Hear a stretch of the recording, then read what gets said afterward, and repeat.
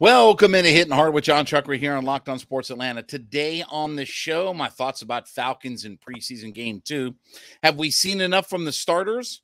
And our long national nightmare is over. It's all next. It's Hittin Hard with Jon Chuckery, Locked On Sports Atlanta. This is Hittin Hard with Jon Chuckery, part of Locked On Sports Atlanta. And it starts now.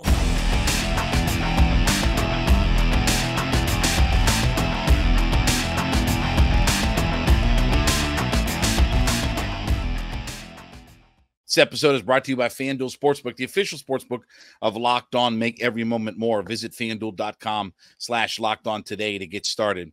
Hittin Hard is part of the Locked On Podcast Network, your team every day. We ask you to subscribe or follow for free on YouTube or get the latest episodes of Hittin Hard as soon as they become available. Also, check us out on the SiriusXM app and give me a follow on my personal Twitter page at JMCH316. Well, Falcons played preseason game number 2 against the Cincinnati Bengals on Friday night, and one more preseason game to go, and we got a chance to see all of the starters. And my first takeaway from everything was the fact that, and I believe it was 17 total plays that Desmond Ridder played in, he dropped back 10 times. He had 9 pass attempts, and he obviously had the nice run that he picked up a first down on. Look, again, I wanted to see Desmond Ridder throw the football around.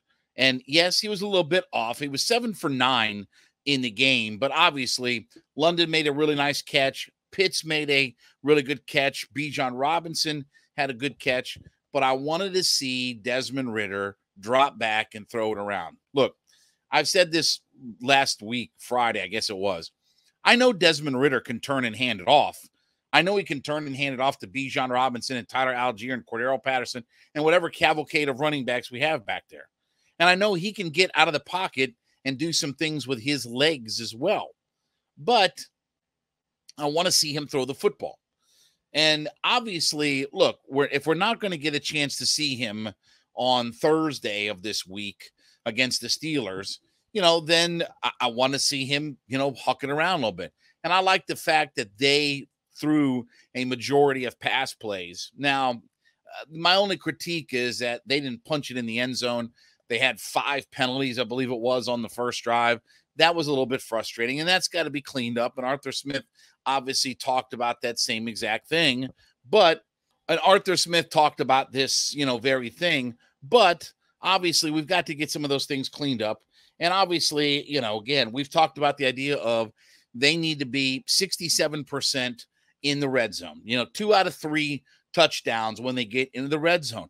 We need to be, and we should be, again, with this personnel, if we're going to have Bijan Robinson and Kyle Pitts and Drake London be all of our draft picks, then we should expect to have 67% success in the red zone as far as scoring touchdowns go. So, again, that was the only frustrating thing offensively. But, again, they did some nice things on the offensive side. And obviously, they moved the ball down pretty well. And, again, I don't know. I know the Bengals had some of their guys in. I mean, Hendrickson was, in. But, again, I liked what our first-team offense was able to do. And I was okay with the idea of not playing more out of our first team offense. And we'll talk about that here, in just a minute. But, again, I'm not frustrated by, the lack of playing time from our first stringers. That's just not how the NFL works, anymore. Now, defensively, my only frustration was the fact that we really didn't get pressure on Trevor Siemian. We had a couple of sacks later on in the game with our backups and things like that, but I didn't see the same kind of aggression out of our defense the way that I saw against Miami. And obviously, Jake Browning was their 3rd string quarterback that they put in. He did take 1 sack, but I didn't think by and large we did a good enough job of getting pressure on the Bengals. And look, obviously, the Bengals have had some, issues with their offensive line over the last couple of years. Even when they were in the Super Bowl, they were giving up a lot of sacks with Joe Burrow. Again, this is all preseason, and I understand.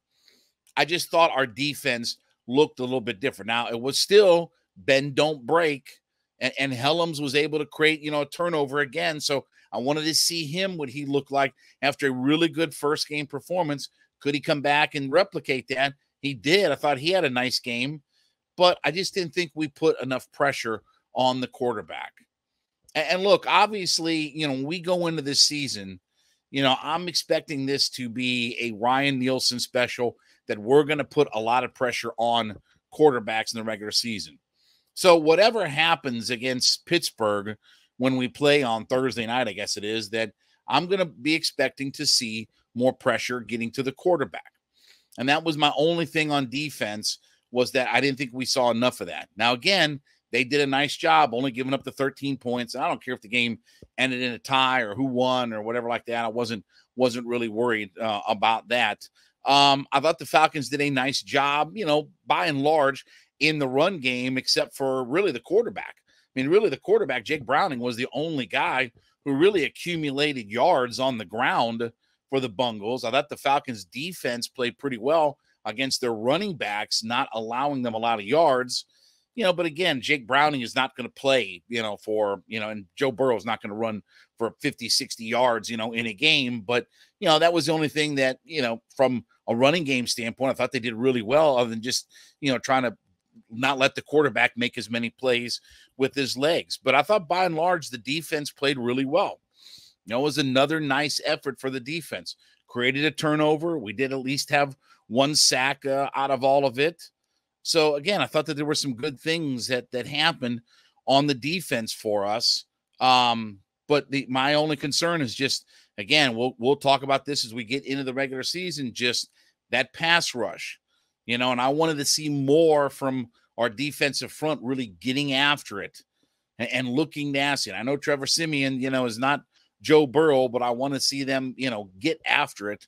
And again, whoever plays on, this final preseason game, and I don't expect to see any starters, but whoever plays, I want to see that same kind of effort that we saw out of Miami in game one.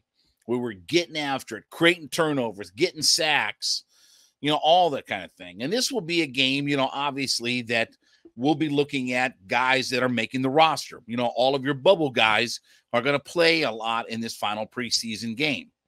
So I thought it was a good effort. I thought the Falcons did what they needed to do with their first string offense, other than, they should have scored the touchdown to close it all out. But I thought that was fine.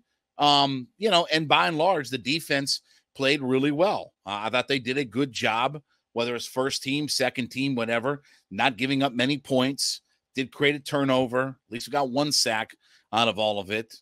But it was a good, successful preseason number 2. Again, I don't take too much stock into what happens in the preseason. I'm just looking for trends and playing personality and different things like that. That's what I want to see. And I thought I saw some other good things coming from the Falcons on that Friday night.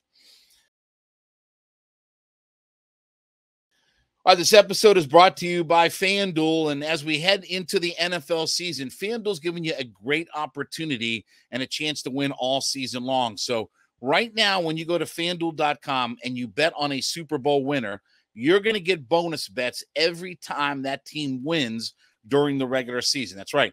You can pick any team to win the Super Bowl, and you're going to get bonus bets for every single victory. You can use your bonus bets on point spreads, player props, over-unders, and more. So what you do is you head to FanDuel.com/lockedon, FanDuel.com/LOCKEDON, and start earning bonus bets with America's #1 sportsbook. It's FanDuel.com/lockedon. It's FanDuel.com/LOCKEDON. Get your Super Bowl winner pick today and win all season long with FanDuel, America's #1 sportsbook.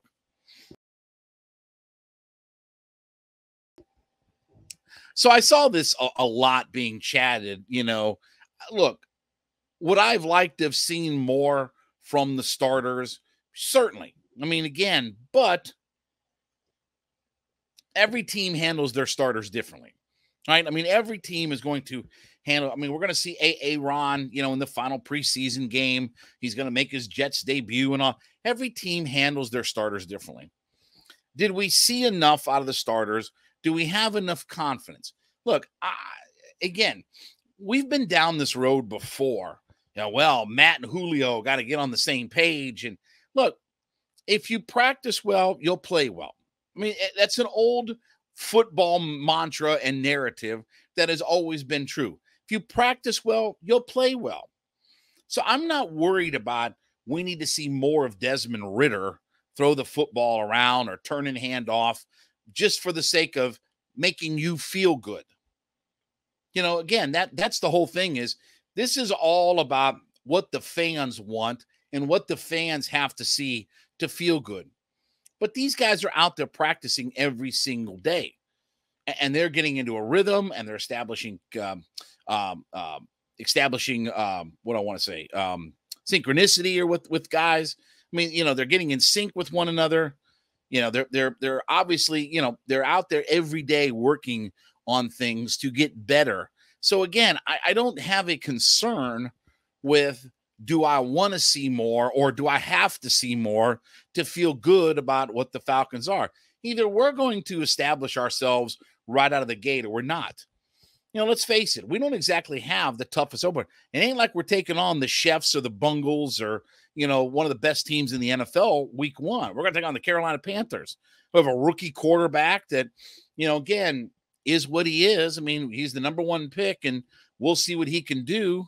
And they have a good defense, and we know all about them, But, again, we'll either line up and, win come week 1 or we won't.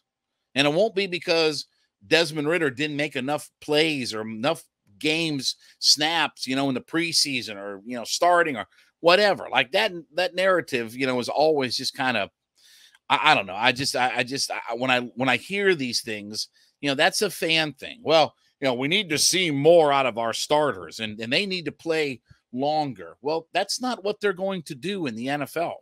Like they're not giving what the fans what they want. Arthur Smith is not going to trot his quarterback out there for an extended period of time and risk the idea of him getting hurt or his starters getting hurt. Again, the worst thing you can do is in preseason, see your guy go down, whatever your guy is, go down and then, be out an extended period of time. And these guys fear that, and again, they don't hit all the time in practice anymore, right? So they don't get their body acclimated to, taking a lot of hits and absorbing things and 2-a-days and all this kind of stuff. I mean, the players union has negotiated away practices. So again, you have to work these guys in at your pace and not just throw them out to the wolves and hope for the best, out of all of it. So again, do I think the starters did enough? Yeah, I was impressed with what the starting offense did. They controlled the clock. They ate up a lot of time against the Bengals. The only thing I said, I would have liked to have seen them close the deal, on it. But other than that, I thought they got done what they needed to get done. And if we don't see another starter play, and again, part of this will be roster bubble guys, again, the Jalen Mayfields of the world. Maybe we see Matthew Bergeron, who's now listed on the depth chart as the starting left guard. Maybe he gets some work in. But by and large, if we don't see any of our starters come this 3rd preseason game, I'm not going to be upset with that. That's just life in the NFL. Every coach has their way of doing things. Now that we have a 3-game, it used to be in the old days is that you could kind of navigate your way through a 4-game preseason schedule and know exactly what was going to happen. Starters would barely play in week 1. There'd be a little bit more ramp up in week 2. Game 3 was a dress rehearsal. And then game 4 was for everybody who needs to make the roster. Now with this 3-game preseason, and again, that's all been negotiated between the owners and the players union, that there's one less preseason game, but one more regular season game. We don't have as much of a feel for what starters in the NFL are going to do or how their schedule is going to be. Like I said, Ron is going to play on his final preseason game. This will be his first chance to play in the preseason. Again, do the Jets need to evaluate Aaron to know what they've gotten him? Of course not. That whole notion is ridiculous. And again, you think if he plays a quarter, that all of a sudden the magic light bulb comes on and he establishes all these connections with his guys? Of course not. Same thing with Desmond Ridder. Desmond Ridder is not suddenly going to magically kind of create this chemistry between himself and Drake London and Kyle Pitts. That all happens through practice. That happens, Monday through Friday in the practices and this, that, and the other. And again, they've negotiated so many of the practices away that it's not like you get 2 a day. That's why those practices in Miami are so valuable. That's the thing that's valuable. The game wasn't valuable. The preseason games are valuable. Let me see what you do in practice. Let me put you in situational football, and let me see how you respond to that. So again, I'm more impressed with what we did in our practices in the takeaway from Miami as to whether or not we've seen enough of Desmond Ridder in the preseason. That's a fan thing. What I personally have liked to see more, sure. I like seeing our guys. I feel for people who attended the game that if you're paying full fare, you want to see more of your starters. I get that. I understand that from a fan perspective. But from a coaching perspective and an organizational perspective and all these other kinds of things, if that's the only thing that we see, we can't go into week 1 and start blaming, the lack of chemistry on not playing enough in the preseason. That's a tired narrative and a tired trope. It's been used before to talk about Matt and Julio not being on the same page in the preseason, and yet those guys are one of the most prolific, quarterback wide receiver duos, in football history. It's all a bunch of nonsense. We've seen enough. Let's get to week 1. Let's not get anybody hurt, and we get to week 1, and let's see what we've got from there. All right, as you listen into Hittin' Hard, make sure you go into whatever podcast platform that you're listening on and let us know that you're an everyday listener to the show. So we thank you so much for being a part of our growing community, but let us know that you listen in 5 days a week to the program on whatever podcast platform that you listen on. Leave a comment for us there.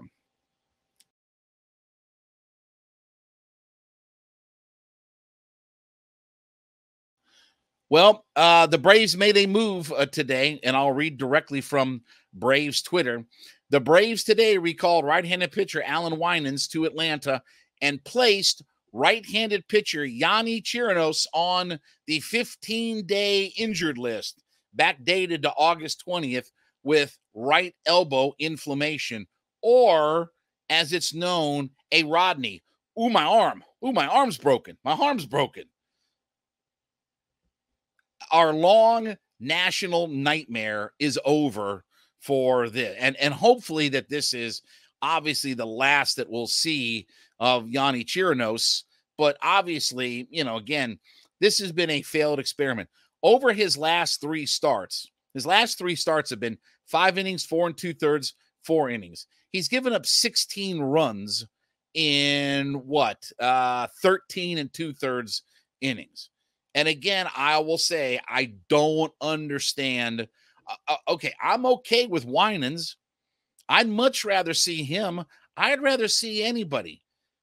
Okay? ABC, anybody but Chirinos. And I don't even know why we had this experiment of pitching him so long. Look, the Tampa Bay Rays are in a pennant race, right? They're in a dogfight in the AL East with the Baltimore Orioles, right?